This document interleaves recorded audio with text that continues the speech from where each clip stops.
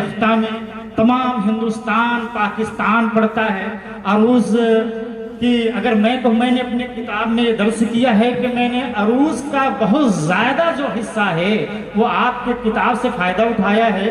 ابھی بھی ہم کو کچھ پریشانی ہوتی ہے علم عروض کے لیے تو کچھ بھی کمی لگتی ہے تو میں آپ سے ہی کہتا ہوں آپ کے روبرو کنیکٹ ٹی وی میں آپ دیکھ سکتے ہیں اور ان کی پریشانی کچھ یوں رہی ہے خود بتائیں گے کہ ان کے گھر میں طبیعت اتنی خراب ہونے کی وجہ سے بچے سب بدیش میں باہر ہونے کی وجہ سے وہ نہیں آ پائے ان کو ٹکٹ کینسل کرنا پڑا.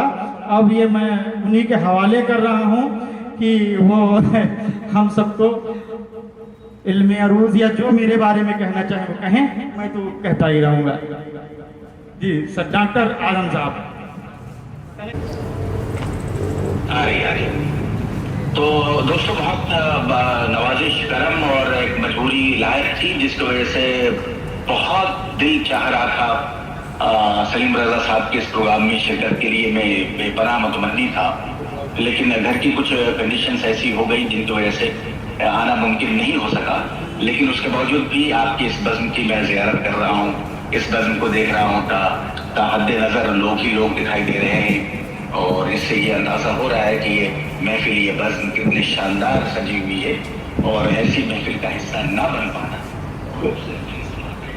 جس کا مجھے بھی غم ہے, مجھے بھی افسوس ہے. میں چاہتا تھا کہ خدا ہوں اور سلیم رضا صاحب کی اس کتاب کی اس تقریب میں حصہ لوں اور ان کی خوشی میں شامل ہوں, لیکن مجبوری کی بنا پر ایسا نہیں ہو سکا.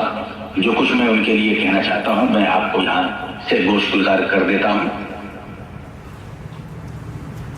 اور تمام جو اسٹیج پر بیٹھے ہیں ان کی اجازت لینا چاہتا ہوں اور تمام حاضرین جو یہاں بس میں موجود ہیں ان کا خیر مقدم کرتے ہوئے میں یہ عرض کرنا چاہتا ہوں کہ میرے افکار کو وہ حوصلہ بخشا ہے مولا نے.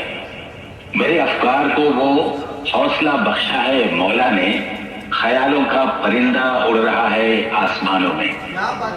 خیالوں کا پرندہ ایک عنوان ہی نہیں, ایک خوبصورت استعارہ ہے جو انسانی تخیل, آزادی خیال اور لامحدود سوچ کی عکاسی کرتا ہے. خیالات کے پرندے کسی پنجرے میں قید نہیں ہو سکتے, نہ کوئی ان پرندوں کا شکار کر سکتا ہے. اڑان اتنی بلند ہو سکتی ہے کہ وقت اور فاصلے کی تمام حدیں پار کر سکتے ہیں. حال سے نکل کر ماضی کی یادوں میں جا سکتے اور پل بھر میں مستقبل کے خوابوں کی دنیا میں پہنچ جاتے ہیں. انسان جب تنہا ہوتا ہے اور کچھ تخلیق کرتا ہے تو یہی خیالات کے پرندے اس کے ساتھی بن جاتے ہیں, اس کی تخلیق کے محرک بن جاتے ہیں. اس لیے جو انہوں نے نام رکھا ہے خیالات کا پرندہ وہ انتہائی پرنفس اور انتہائی خوبصورت ٹائٹل ہے اس کتاب کا. تو